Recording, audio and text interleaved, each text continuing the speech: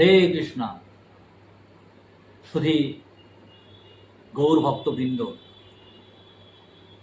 শ্রী ভগবান কথা ইউটিউব চ্যানেলে আপনাদের সকলকে স্বাগত জানাই। ভগবান শ্রী রাধা মাধব, শ্রী রাধা গোবিন্দের কৃপায়, শ্রীল প্রভুপাদ গুরু মহারাজের কৃপায় সকলেই নিরোগ সুস্থ স্বাভাবিক জীবনযাপন করছেন। আমরা ক্রমপর্যায়ে শ্রীমদ্ ভগবদ গীতার মাহাত্ম্যের যে কাহিনী শ্রবণ করছি, আজ আমরা চতুর্থ অধ্যায়ের মাহাত্ম্য পর্যালোচনা করব।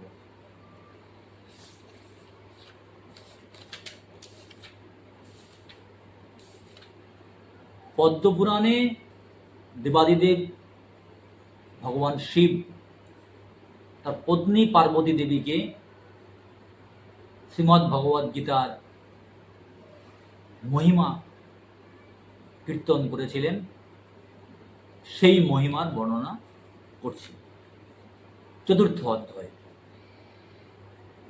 ভগবান বিষ্ণু বললেন, প্রিয় লক্ষ্মী, এবার শ্রীমদ্ ভগবদ গীতার চতুর্থ অধ্যায়ের মাহাত্ম্য বর্ণনা করব। বারাণসীর গঙ্গা তীরে বিশ্বনাথের মন্দির অবস্থিত। সেখানে ভরত নামে এক সাধু বাস করতেন। পরম ভক্তির সঙ্গে প্রতিদিন তিনি শ্রীমদ্ ভগবদ গীতার চতুর্থ অধ্যায় পাঠ করতেন। ভরত নামক সাধু প্রতিদিন শ্রীমদ্ ভগবদ গীতা চতুর্থ অধ্যায় পাঠ করতেন। পরম ভক্তির সঙ্গে প্রতিদিন তিনি যে গ্রন্থ অধ্যয়ন করতেন, তার ফল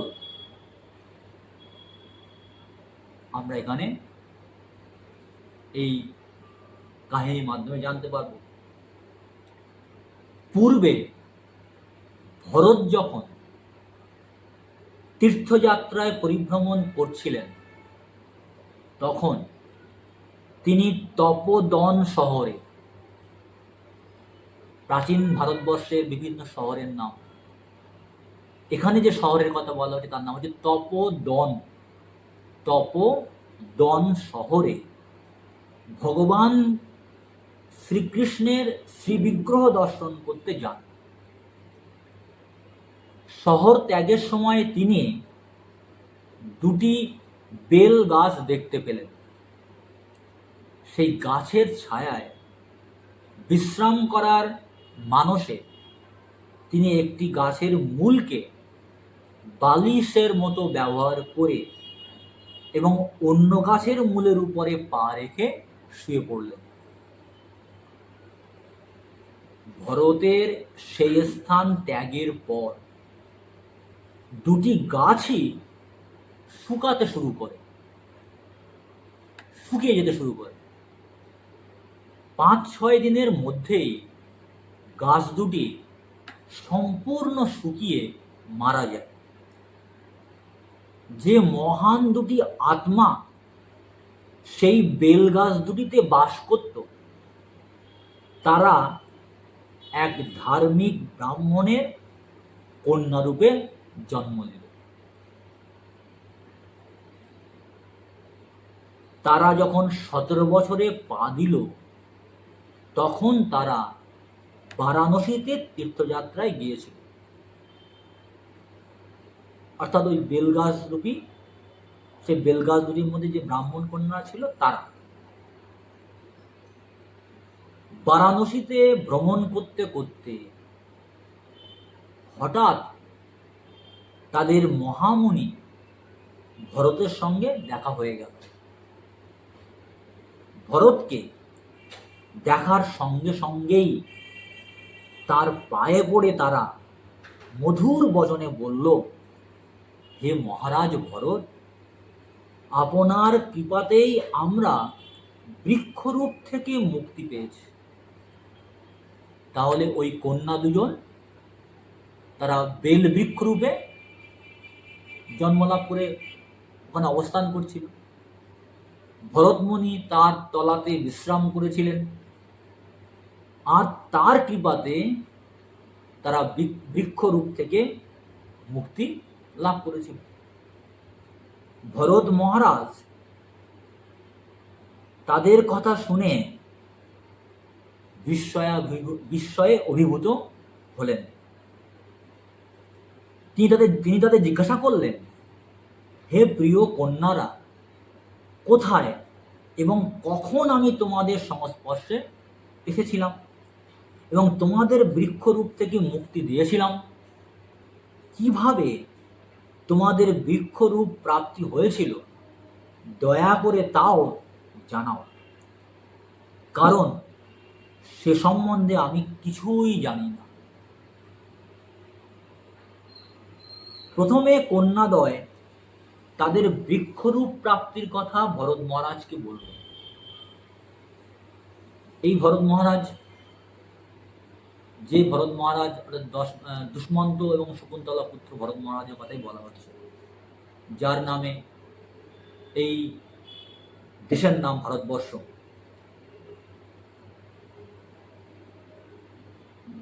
একজন বলল, মহারাজ, গোদাবরী নদী তীরে চিহ্ন পাপ নামে একটি পবিত্র স্থান আছে। প্রাচীন ভারতবর্ষের একটা স্থান চিহ্ন পাপ, জায়গাটার নাম হচ্ছে চিহ্ন পাপ। সেখানে সচতপা নামে এক ঋষি বাস করতেন। ঋষির নাম হচ্ছে সচতপা। তিনি খুব মহান ও কঠোর কৃষ্ণ সাধন করেছিলেন। অত্যন্ত ধার্মিক এবং কঠোর শাস্ত্রীয় নিয়ম অনুসারে জীবন চালনা করতেন, অর্থাৎ কঠোর কৃষ্ণ সাধন করতেন। গ্রীষ্মকালে তিনি অনেকগুলি অগ্নিকুণ্ডের মাঝখানে বসতেন। গ্রীষ্মকালে প্রচণ্ড সূর্যের তাপ থাকে, দাবদাহ চলতে থাকে। সেই সময়ে তিনি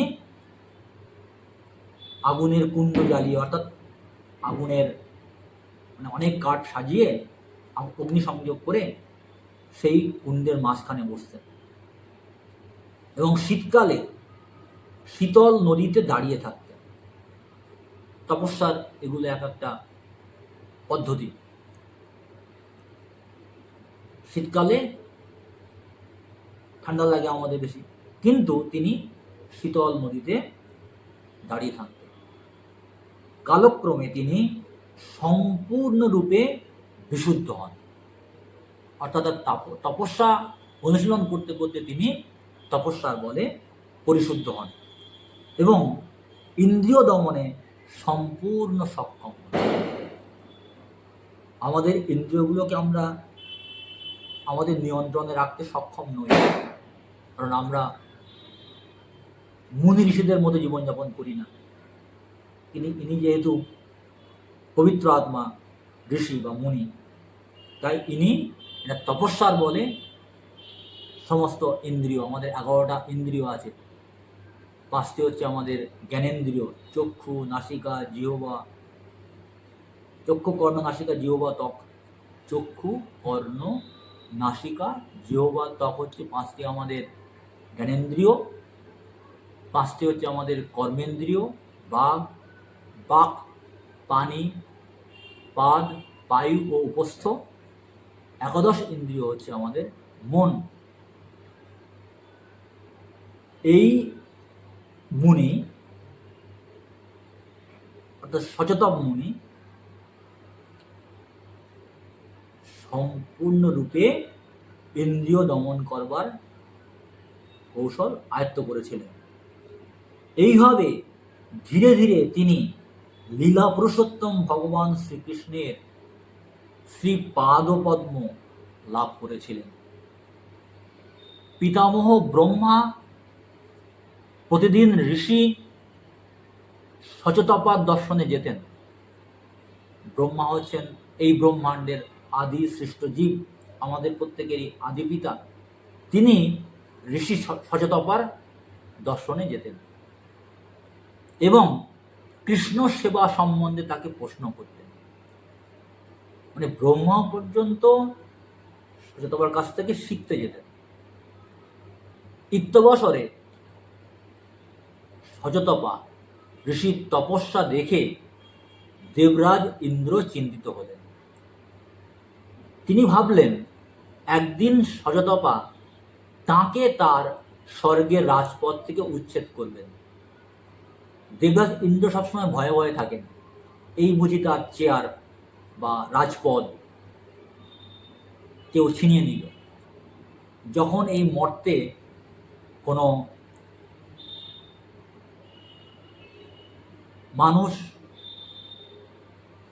তপস্যা শুরু করেন, তখন ইন্দ্রের ভয় তৈরি হয় যে তপস্যার করতে করতে যদি সিদ্ধি লাভ করে তখন তিনি বর চাইবেন।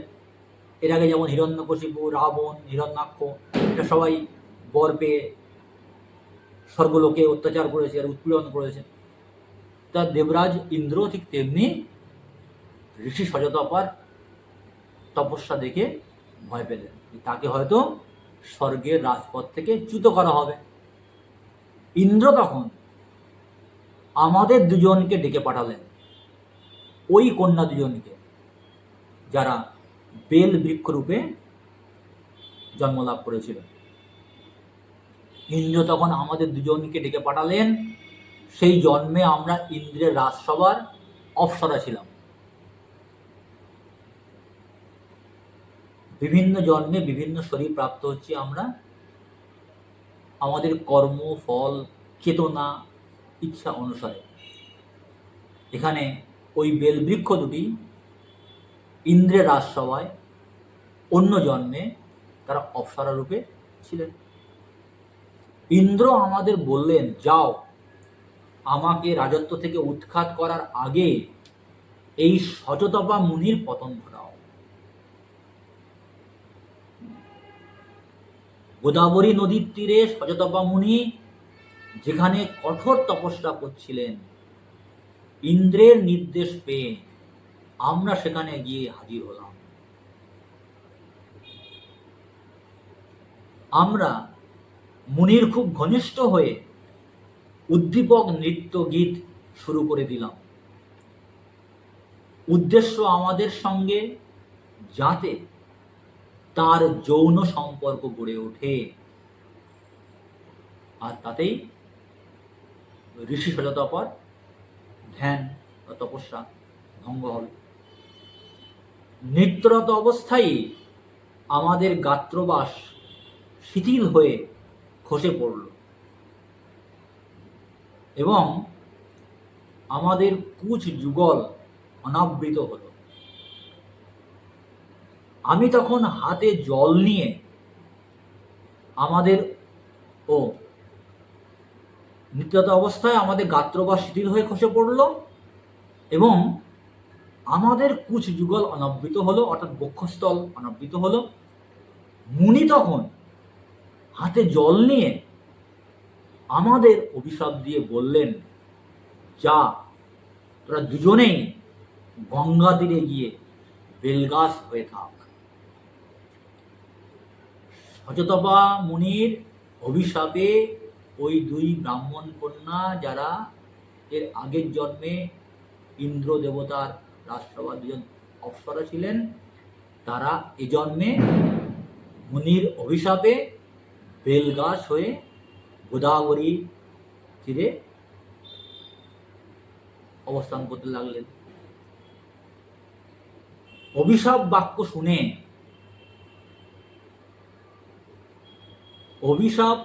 বাক্য শুনে আমরা মুনির চরণে নিপতিত হয়ে তার ক্ষমা প্রার্থনা করলাম। তাকে বুঝিয়ে বললাম যে আমরা দেবরাজ ইন্দ্রের আজ্ঞাবাহী দাসী বই কিছুই নই। আমাদের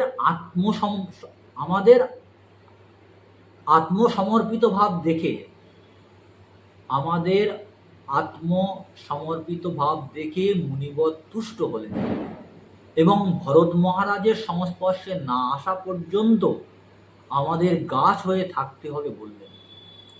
মুনির হৃদয়ে একটু করুণায় ভরে গেল যখন তাদের পরিচয় শুনলেন। তারা ইন্দ্রের প্রেরিত দুজন অপ্সরা নর্তকী। তখন তিনি বললেন যে ঠিক আছে, যখন ভরত মহারাজ তোমাদের কৃপা করবেন, স্পর্শ করবেন, তখন তোমরা মুক্ত হতে পারবে। কিন্তু আদর্শ ঋষি বা মুনি তারা এভাবেই করুণা করেন, কৃপা করেন। আমরা পূর্বজন্মের কথা স্মরণ করতে সক্ষম হব বলে তিনি আমাদের আশীর্বাদও করলেন। মুনি সচেতপা বা ঋষি সচেতপার কৃপায় তারা পূর্বজীবনের কথা স্মরণ করতে পারবেন। হে পরম প্রিয় ভরত মহারাজ, আমরা যখন গাছ হয়ে গঙ্গা তীরে ছিলাম, এখানে গঙ্গা তীরে, আগে গোদাবরী তীরে, গঙ্গা তীরে বলা হচ্ছে, গঙ্গা তীরে ছিলাম, তখন আপনি তপোদন ভ্রমণকালে, তপোদন সেই জায়গাটার নাম যা আমরা আগে আলোচনা করছি, তপোদন,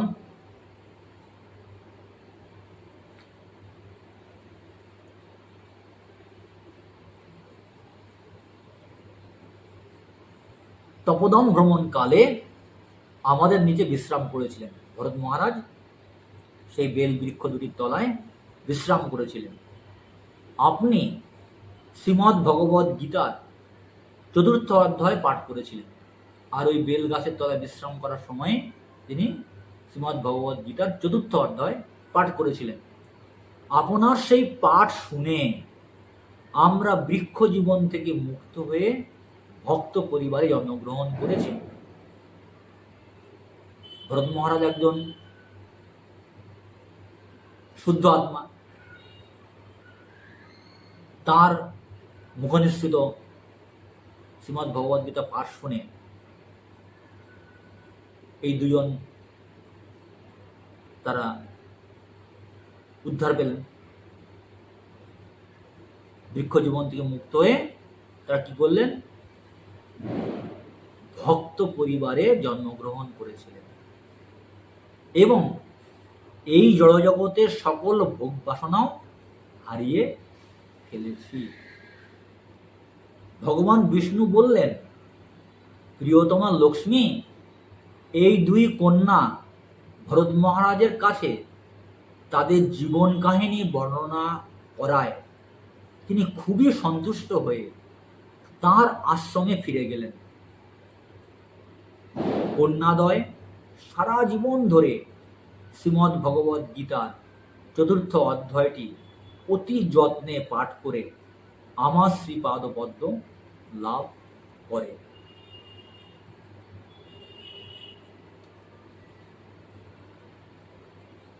শ্রীমদ্ ভগবদ গীতা ৪র্থ অধ্যায় পাঠ করার কি সুফল, সেটা আমরা এই কাহিনী থেকে জানতে পারলাম। আমাদেরও কর্তব্য এই পদ্মপুরাণের বর্ণিত শিবজি তিনি যে পার্বতী দেবীকে শ্রীমদ্ ভগবদ গীতার যে মহিমা বর্ণনা করেছিলেন সেগুলো সত্য। কারণ ভগবান শিব তার স্ত্রী পার্বতীকে যা বলছেন তা কখনো মিথ্যা হতে পারে না। আজকের দিনেও আমাদের এই কাহিনীগুলোকে সত্য মনে করার জন্য অত্যন্ত শ্রদ্ধা সহকারে, ভক্তি সহকারে যদি আমরা এই মাহাত্ম্যগুলো পরপর পড়ি, শ্রদ্ধা এবং ভক্তির দ্বারা আমরা এর তাৎপর্য আমাদের জীবনে উপলব্ধি করতে পারব। যদি শুধুমাত্র এগুলো কাহিনী বা গল্প এরকম ভেবে পড়ি, তাহলে এর গভীরে আমরা প্রবেশ করতে পারবো না। তাই আমাদের উচিত অত্যন্ত নিষ্ঠার সঙ্গে, শ্রদ্ধার সঙ্গে পদ্মপুরাণের এই কাহিনীগুলো যা ভগবান শিব পার্বতী দেবীকে বর্ণনা করেছেন, শ্রবণ এবং কীর্তন করা উচিত। তাহলে আমরা এর অর্থ উপলব্ধি করতে পারবো, আমাদের ভালো লাগবে। হরে কৃষ্ণ কৃষ্ণ কৃষ্ণ হরে হরে, হরে রাম রাম রাম